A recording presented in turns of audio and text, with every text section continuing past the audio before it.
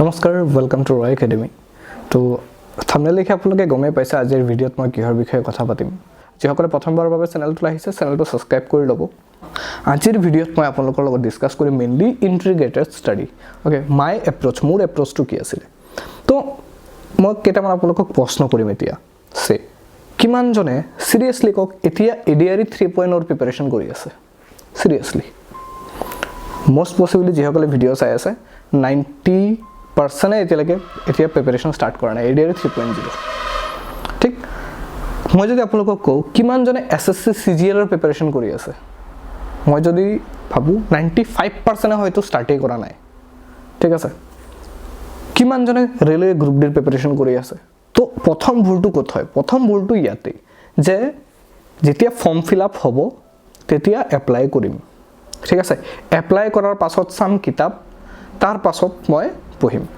তাৰ পাছত আপোনালোকৰ কিমান টাইম থাকে 2 মাহ 3 মাহ তাতকে বেছি টাইম না থাকে আচ্ছা এতিয়া যিজন লৰাই এতিয়া আৰু মই আৰু এটা উদাহৰণ দিও চাব এপিএসসি তো কি হয় যিসকলে গুৱাহাটী গৈ কোচিং কৰে তেওঁলোকৰ সাকসেস ৰেট বেছি ঠিক আছে যিসকলে কোচিং কৰে তেওঁলোকৰ সাকসেস ৰেট বেছি তো বহুতে ভাবে যে কোচিংত গৈ হেল্প হৈছে একচুয়ালি কাহিনীটো হেতু নহয় একচুয়ালি কোচিংত গলেও যিমানখিনি হ'ব আপুনি কোচিং নকৰি ঘৰত পঢ়িলেও সিমানখিনি হ'ব কিন্তু কেছটো কি হৈছে যিসকলে কোচিংত যায় তেওঁলোকে ইয়াৰ লং ষ্টাডিটো কৰি থাকে এক্সাম বহুত দূৰ আছে এতিয়ালৈকে 1 বছৰ আছে কিন্তু তেওঁলোকৰ প্ৰিপাৰেচন ষ্টাৰ্ট এতিয়াই হৈ যায় ঠিক আছে আৰু বহুত কাহিনী আছে গুটেখিনি কম এটা এটাকে তো প্ৰথম ৰিজন হেতুৱে হৈছে যে আপোনালোকে মেইনলি ক'ত ভুল কৰে কেতিয়া ফৰ্ম ফিল আপ হ'ব তেতিয়া আপোনালোকে মানে প্ৰিপাৰেচন ষ্টাৰ্ট কৰিব ফৰ্ম ফিল আপৰ কাৰণে ৰৈ থাকে এই যেটো প্ৰবলেম আছে এটো সলভ কেনেকৈ কৰিব কাৰণ কি হয় ধৰক এতিয়া আপোনালোকে এডিআৰই টো দি গল এডিআৰই দিয়াৰ পাছত ৰেলৱে আহিছে এতিয়া ৰেলৱেৰ পাছত এসএসসি আহিব তাৰ পাছত এপিএসসি আহিব তেনেকে ধৰক কিবা নহয় কিবা এটা ভ্যাকেন্সি আহিয়ে থাকিব তো আপোনালোকে ডাইৰেক্টলি মোক কোৱেশ্চন কৰিব যে স্যাৰ তেতিয়া হলে পঢ়িম কি এডিআৰই কাৰণে নপঢ়ো নেকি ৰেলৱেৰ কাৰণে নপঢ়ো নেকি আৰু ৰেলৱেৰ কাৰণে পঢ়িলে এডিআৰই কাৰণে তো পঢ়া নহব ৰেলৱেৰ কাৰণে যদি পঢ়ো তেতিয়া এডিআৰই কাৰণে পঢ়া নহব ৰেলৱেৰ কাৰণে তো পঢ়ি আছো ৰেলৱেৰ কাৰণে পঢ়িলে এপিএসসিৰ কাৰণে পঢ়া নহব তো কি মই ৰেলৱে পঢ়িম নেকি মই তো মোৰ লাইফত তো এমএ এপিএসসি তো স্যাৰ ঠিক আছে বহু সব কথা ঠিক আছে সলিউশন ওকে টাইম পাস নকৰি সলিউশন মই আপোনালোকক কম আজি ইন্টিগ্ৰেটেড ষ্টাডিৰ বিষয়ে ঠিক আছে মোৰ যেটো এপ্ৰোচ আছিল পঢ়াৰ হেতু আজি আপোনালোকক ডিটেইলছত কম ফাৰ্স্ট অফ অল এটা কাম কৰিব লাগিব যে নিজক ক'ব লাগিব যে মই 1 ইয়াৰ দিম আৰু মই আপোনাক ডাঠি দি ক'ব পাৰো কোনো এক্সামৰ বাবে 1 ইয়াৰতকে বেছি নালাগে যদি আপোনালোকে সিক্ৰেটটো গম পায় আপোনালোকে যদি সিক্ৰেটটো গম পায় প্ৰপাৰ কেনেকৈ ৰান্ধিব জানে তেতিয়া হলে টেষ্ট আহিবই সিম্পল কথা ঠিক আছে হয় টাইম লাগি যায় মোৰ 3 বছৰ লাগিছে কিয় লাগিছে মোক কওতা মানুহ কোনো নাছিল নিজে বিচাৰি উলিয়াব লাগিছিল ঠিক আছে বিচাৰি টেকনিক উলিয়াব লাগিছিল যেতিয়া মই এবাৰ ৰেচিপি পাই গৈছো এতিয়া মোৰ তেনেকুৱা কোনো প্ৰেছাৰে নাহে কোনো এক্সামৰ কাৰণে ঠিক আছে এবাৰ গৈ এসএসসি সিজিএল দিলো এদিন নপঢ়াকে গৈ দিছো ভাল হৈছে ৰিজাল্ট ডেফিনেটলি ঠিক আছে আকৌ ভাল হৈছে আকৌ এবাৰ গৈ মই এপিএসসি দিম আকৌ ভাল হ'ব মই এতিয়াই কৈ আছো ভাল হ'ব ডেফিনেটলি ভাল হ'ব ইমান শিওৰ দি মই কিয় কৈছো কাৰণ মোৰ জিওগ্ৰাফিত একদম প্ৰপাৰ এটা বেস হৈছে হিষ্ট্ৰীত এটা প্ৰপাৰ বেস আছে ঠিক আছে মোৰ ইকনমিক্সত বেস আছে মোৰ ৰিজনিং কোনো চাবই নালাগে মোৰ ম্যাথছ চাবই নালাগে ইংলিছতো অলপ বেস মোৰ আছে ঠিক আছে এতিয়া যেতিয়াই যে প্ৰতিটো পৰীক্ষাৰে কিছুমান নিৰ্দিষ্ট বস্তু থাকে যেনেকৈ ৰেলৱেত ইংলিছ নাহে এসএসসিত ইংলিছ আহে এতিয়া আপোনাৰ যদি জিওগ্ৰাফি কমপ্লিট থাকে ধৰক আজি আপুনি প্ৰিপাৰেচন ষ্টাৰ্ট কৰিছে জিওগ্ৰাফি যদি আপোনাৰ কমপ্লিট আছে হিষ্ট্ৰী যদি কমপ্লিট আছে পলিটি যদি কমপ্লিট আছে ৰিজনিং যদি কমপ্লিট আছে ম্যাথ যদি কমপ্লিট আছে কাইলে অকল আপুনি ইংলিছটো যদি এক্সট্ৰাকে অলপ পঢ়ি দিয়ে 15 দিন 1 মাহ যদি ইংলিছ পঢ়ি দিয়ে অলপ ভালকে 2 মাহ ইংলিছটো পঢ়ি দিয়ে আপোনাৰ এসএসসি সিজিএল ৰ প্ৰিপাৰেচন হৈ গল এটা এক্সামৰ প্ৰিপাৰেচন কমপ্লিট ডান আপুনি যদি অলপ গুটেগিটা সাবজেক্ট ডেপথত পঢ়ি এনসাৰ ৰাইটিং অলপ শিকি লয় টেকনিক এনসাৰ ৰাইটিংৰ টেকনিক কি কোৱেশ্চন ইউজ কৰক হোৱাট হোৱাই হাউ when এই চাৰিটা কোৱেশ্চন ইউজ কৰক অকল এনসাৰ ৰাইটিং হি গল এপিএসসিৰ প্ৰিপাৰেচন হৈ গল অলপ এথিক্স চাইলক ঠিক সেম বস্তু এতিয়া আপোনাৰ এডিআৰই কাৰণে চাব লাগে যেতিয়া এপিএসসি এই গুটেখিনি সাবজেক্ট হৈ গল আপোনাৰ হা এডিআৰইত কি আহে এক্সট্ৰা এডিআৰইত নেক্সট এক্সট্ৰা অকল অসমৰ স্কিমখিনি পঢ়িব লাগিব ঠিক আছে বাকি তো আপোনাৰ জিওগ্ৰাফি হিষ্ট্ৰী পলিটি হৈয়ে আছে ৰিজনিং হৈ আছে ম্যাথছে হৈ আছে অনলি আপুনি নেক্সট কি চাব লাগে কাৰেন্ট এফেয়াৰ্স চাব লাগে আৰু স্কিমখিনি চাব লাগে বা অসম ৰিলেটেড কেইটামান টপিক চাব লাগে তো আপোনাৰ এডিআৰই প্ৰিপাৰেচন হৈ গল তো আপুনি এতি কি আপোনাৰ মেইন কামটো কি আছিল যিদিনা আপুনি প্ৰিপাৰেচন ষ্টাৰ্ট কৰিছে ধৰক আজি আপুনি প্ৰিপাৰেশ্যন ষ্টাৰ্ট কৰিছে পঢ়াৰ, আপুনি আজি কি কৰিব, আজিৰ দিনটো জিঅ'গ্ৰাফী ফাৰ্ষ্ট পঢ়িব, geography, history, polity, reasoning, maths, economics and environmental cycle, এই 7টা ছাবজেক্ট একদম পাৰফেক্টলি পঢ়ি থওক। এতিয়া বহুতে কি কৰে, MCQ চায়। এতিয়া MCQ যেতিয়া চাব, এটা এক্সামৰ কাৰণে প্ৰিপাৰেশ্যন হ'ব, কিন্তু বাকীকেইটা এক্সামৰ কাৰণে নহয়। নেক্সট কিবা কাৰণত আপোনাৰ ADRE বেয়া হৈছে, আপুনি এতিয়া APSCত যদি পঢ়িব যায় আকৌ গোটেইখিনি প্ৰথমৰ পৰা পঢ়িব লাগিব। কিন্তু যদি এবাৰ আপুনি টাইম দি বোলে 1 মাহ মই অনলি জিঅ'গ্ৰাফী এনেকাকৈ পঢ়িম যাতে নেক্সট টাইম জিঅ'গ্ৰাফীৰ য'ৰ পৰাই কুৱেশ্যন নাহক মই পাৰিম, আপোনাক ফেইল কৰোৱাৰ দমেই নাই। কিয় দম নাই, কাৰণ আপুনি জিঅ'গ্ৰাফী ইমান যদি ভালকৈ যদি কনচেপ্ট ৱাইজ গোটেইখিনি এবাৰ ভালকৈ পঢ়ি ৰাখে, গোটেইখিনি মোৰ পঢ়া আছে ভালকৈ, নেক্সট টাইম জিঅ'গ্ৰাফীত য'ৰ পৰাই কুৱেশ্যন আহক আপুনি পাৰিবই। তো বাৰে বাৰে জিঅ'গ্ৰাফী পঢ়ি থাকিব নালাগে। বেলেগ এটা এক্সামৰ কাৰণে বেলেগকৈ পঢ়িলোঁ, আকৌ বেলেগ এটা এক্সামৰ কাৰণে বেলেগ MCQ কৰিলোঁ, সেইবোৰ কৰি থাকিব নালাগে। তো ফাৰ্ষ্ট আপুনি প্ৰতিটো ছাবজেক্টৰ এটা ছাবজেক্টৰ কি কৰিব, থিয়ৰী যিখিনি আছে সেই থিয়ৰীখিনি প্ৰথমতে কমপ্লিট কৰিব। প্ৰপাৰ এটা নোটছ ৰাখিব, প্ৰতিটো হেৰিৰ কাৰণে এটা এক্সট্ৰা কপি থাকিব। ঠিক আছে, মই চিম্পল এটা আপোনালোকক এটা উদাহৰণ দেখাওঁ, যেনেকৈ মই আপোনালোকক এটা লাইভ এক্সাম্পল দি আছোঁ।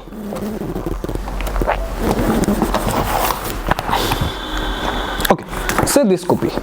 ঠিক আছে, এই কপিটো মই দেখাইছোঁ। এইটো আজিৰ পৰা প্ৰায় মই 3 বছৰ আগত লিখা এই নোটছটো, মোৰ প্ৰায় 3 বছৰ আগত নোটছ বনোৱা।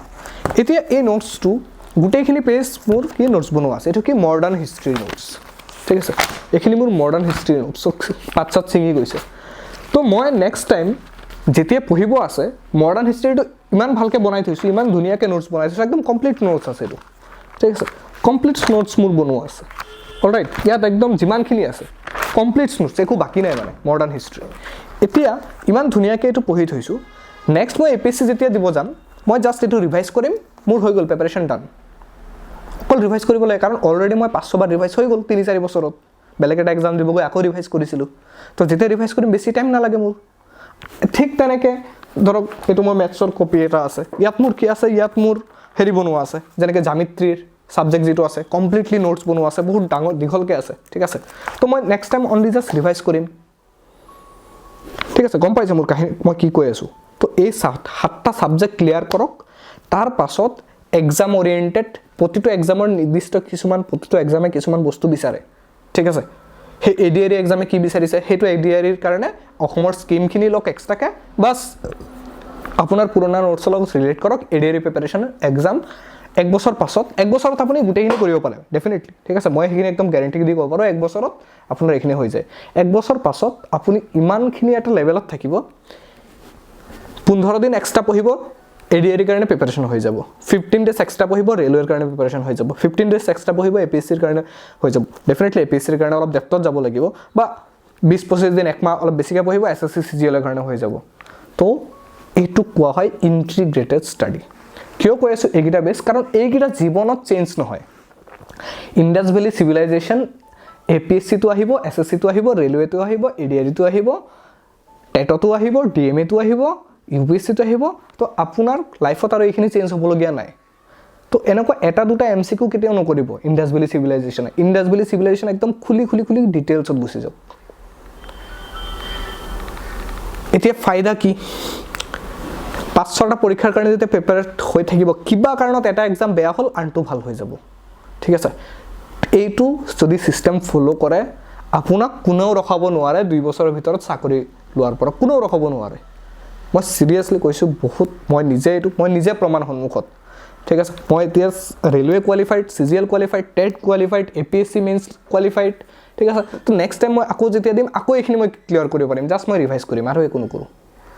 ঠিক আছে, CSSL কোৱালিফাইড যিমানখিনি এক্সাম আছে, মোৰ কাৰণে কোনো ডাঙৰ কথা নহয়। তো সেম আপোনালোকৰো হৈ যাব যদি আপোনালোকে এই 7টা ছাবজেক্ট আগতে ক্লিয়াৰ কৰে। তাৰপাছত লাষ্টৰ পৰীক্ষাৰ 1 মাহ আগত আপুনি কাৰেণ্ট এফেয়াৰ্ছ চালে। কাৰেণ্ট এফেয়াৰ্ছটো কিয় লাষ্টত মই কিয় কৈ আছোঁ সদায়, কাৰেণ্ট এফেয়াৰ্ছটো এইকাৰণে লাষ্টত কৰিব, কাৰণ পৰীক্ষা কেতিয়া হ'ব আপুনি নাজানে, হয়তো আজিৰ পৰা 2 বছৰ পাছত বেলেগ পৰীক্ষা দিব লাগে। ঠিক আছে, আজিৰ পৰা 6 মাহ পাছতো বেলেগ পৰীক্ষা দিব লাগিব। তো সেইটো হিচাপত আপুনি কাৰেণ্ট এফেয়াৰ্ছখিনি ৰেডি কৰিব। ডেফিনেটলি UPSCৰ কাৰণে ৰেগুলাৰ চাব লাগে, এক্সেপ্ট UPSC APSC আপুনি ৰেগুলাৰ কাৰেণ্ট এফেয়াৰ্ছ হোৱাৰ কোনো দৰকাৰ নাই। ঠিক আছে, একেবাৰে কাৰেণ্ট এফেয়াৰ্ছ গোটেইখিনি চালে, ইম্পৰ্টেণ্টখিনি চালে, বাছ হৈ গ'ল। আৰু এটা কথা, আৰু এটা কথা জিকে জিএছত আপুনি যিমান চেষ্টা নকৰক দিন ৰাতি পঢ়ি থাকক 100% কেতিয়াও কমন নাহে যিমান চেষ্টা নকৰক লাষ্ট টাইম এডিআৰিত মোৰ ক্লাছৰ পৰা 50 to 60% কমন আহিছিলে যিটো ওৱান অফ দা বহুত হাইষ্ট নাম্বাৰ 50-60% কমন অহা বহুত ডাঙৰ কথা ঠিক আছে বহুত ডাঙৰ কথা মানে হেতু অলৰাইট মেবি এক্সামিনাৰসকলে মোৰ ভিডিঅ' চাই আছিলে মই তেনেকৈ কৈ দিব পাৰিম এতিয়া কাৰণ হেতু বহুত ডাঙৰ কথা তো আপোনাৰ জিএছত যদি মানে আপুনি জানে যে বহুত বেছি নাহে বহুত 50%তকৈ বেছি নাহে হেতু আপোনাৰ কাৰণে নহয় যিমানবোৰ ষ্টুডেণ্ট আছে সবৰে কাৰণে সেম কোনেও 40ৰ ভিতৰত 20 পাব মানে 30 পাব নোৱাৰে তেনেকৈ দুই এজনে পাই যায় এক্সেপশন বাদ দিলোঁ দুই এটা সিট লৈ গুচি যাওক ঠিক আছে দুই এজনে ধৰি ললো জিএছত বা জিকেত বহুত বেছি নম্বৰ পালে তেওঁলোকে চাকৰি পাই যাওক কিন্তু ম্যাক্সিমামে জিএছত ফুল নম্বৰ নাপায় তো ফুল নম্বৰ ক'ত উঠাব পাৰি হেতুত গুৰুত্ব দিয়ক ৰিজনিং ম্যাথছ ইংলিছত ফুল নম্বৰ উঠাব পাৰি তো এইখিনি একদম পুৰা হেভিকে মানে এইখিনি যাতে কোনো ধৰণৰ ভুলেই নহয় এইখিনি যেতিয়া ফুল মাৰ্ক আহিব তাৰ পাছত জিকে জিএছৰ বেস থাকিলে লগতে কাৰেন্ট এফেয়াৰ্স আহি গ'ল আৰু জিকে জিএছৰ চাওক জিকে কোৱেশ্চন চেঞ্জ হ'ব জিকে কোৱেশ্চন উল্টা পুল্টা দিব পাৰা সাগৰ ন জিকে কিন্তু জিএস টো সাগৰ নহয় জিএস টো ফিক্স আছে আইবিসি আহিবই বুদ্ধিজীম আহিবই সদায় আহিব ঠিক আছে আকবৰ আহিব সদায় আহিব মডাৰ্ন ইণ্ডিয়ান হিষ্ট্ৰী সদায় আহিব ইকোনমি আহিব ডিমান্ড সাপ্লাই আহিবই সেইখিনি তো সেইখিনি যেতিয়া এবাৰ হৈ যাব আপুনি জিকে টো এটা ফিক্স এমাউন্ট নাম পাই গ'ল 50% জিএস হৈ গ'ল আৰু যদি 500টা কোৱেশ্চন জিকেৰ পৰা হৈ যায় আপোনাৰ কিমান মানে মাৰ্ক বহুত বেছি বাঢ়ি যাব তো এটো হৈছে মানে এক্সামৰ ইনডেপথ কম্পিটিটিভ এক্সাম কোৱালিফাই কৰাৰ এবোৰ কিছুমান ৰুল আছে তো মানুহে কি হয় এইখিনি বস্তু নাজানে উল্টা পুল্টা পঢ়ি থাকে একফালৰ পৰা ওলা সব পঢ়ি যাম তেনেকৈ নহয় আপুনি হাৰ্ড ওয়াৰ্কটো কৰিবই লাগিব তাৰ লগতে স্মাৰ্ট ওয়াৰ্কো কৰিব লাগিব ডেফিনেটলি স্মাৰ্ট ওয়াৰ্কো কৰিব লাগিব with hard work smart work কাক কয় আপুনি যদি প্ৰপাৰলি কোহেৰেন্টলি এটা মেনাৰত পঢ়ি গৈছে আপুনি জানে যে এইখিনি আহিবই লাগিব হেতু কোৱা হয় স্মাৰ্ট ওয়াৰ্ক মানে কিবা কিবি যে ইউটিউবত ৰিল দেখাই দিয়ে হেবু স্মাৰ্ট ওয়াৰ্ক নহয় ঠিক আছে পঢ়াৰ ক্ষেত্ৰত আপুনি hard work and smart work দুইটা লাগিব তো আশা কৰিছো আপোনালোকে ভিডিঅ'টোৰ মই যিখিনি কথা কৈছো এইখিনি মোৰ ভিতৰৰ কথাখিনি বুজি পাইছে ঠিক আছে তো আজিৰ পৰা আপোনালোকে মই এটোৱে এই কাৰণে ভিডিঅ'টো আনিছো এডিআৰি 3.0 কেতিয়া আহিব তাৰ কাৰণে ৰৈ নাথাকিব আজিয়ে প্ৰিপাৰেচন ষ্টাৰ্ট কৰক ৰেলৱে গ্ৰুপ ডি কেতিয়া আহিব তাৰ কাৰণে ৰৈ নাথাকিব আজিয়ে ষ্টাৰ্ট কৰক এনটিপিসি কেতিয়া আহিব ৰৈ নাথাকিব আজিয়ে ষ্টাৰ্ট কৰক এপিএসসি কেতিয়া আহিব ৰৈ নাথাকিব আজিয়ে ষ্টাৰ্ট কৰক CGL কেতিয়া আহিব ৰৈ নাথাকিব আজিয়ে ষ্টাৰ্ট কৰক কোনটো সাবজেক্টৰ পৰা ষ্টাৰ্ট কৰিম যিটো সাবজেক্ট এই পাঁচটা এক্সামত আহে জিওগ্ৰাফি সবতে আহিব মই জিওগ্ৰাফিৰ পৰা ষ্টাৰ্ট কৰিম হিষ্ট্ৰী সবতে আহিব মই হিষ্ট্ৰীৰ পৰা ষ্টাৰ্ট কৰিম ম্যাথছ সবতে আহিব ম্যাথছ ষ্টাৰ্ট কৰিম ৰিজনিং সবতে আহিব ম্যাথছ ৰিজনিং ষ্টাৰ্ট কৰিম ইংলিশ সবতে নাহে ইংলিশ লাষ্টত পঢ়িম যিকিটা সবকিটা এক্সামত ওভাৰলেপ হয় সেইখিনি আগত পঢ়িম অলৰাইট আশা কৰিছো বহুত ভালকে বুজি পাইছে তো যদি ভিডিওটো ভাল লাগিছে চেনেলটো লাইক কৰি দিব সাবস্ক্ৰাইব কৰি দিব শেয়াৰ কৰি দিব এতিয়া অসমত কোৱালিটি কন্টেন্টৰ মানে কোৱালিটি কন্টেন্টত দম থাকিব লাগিব চেন্ট্ৰেলৰ কন্টেন্টত বহুত দম থাকে ঠিক আছে আমাৰ অসমৰ কন্টেন্টটো এতিয়া দম থাকিব লাগিব কৰিব তাত গৈ আপোনালোকে ৰেলৱে বেছটো জয়েন কৰিব পাৰে ৰেলৱে 400 যদি কুপন কোড ইউজ কৰে প্ৰাইসটো 800 হৈ যাব তো এইখিনি আছে আজিৰ ভিডিঅ'ত লগ পাইছো অন্য এটা ভিডিঅ'ত বাই বাই থ্যাংক ইউ জয় অসম জয় হিন্দ এবাৰ আমি অসমীয়া ৰেলৱে চাকৰি লৈহে এৰিম ওকে থ্যাংক ইউ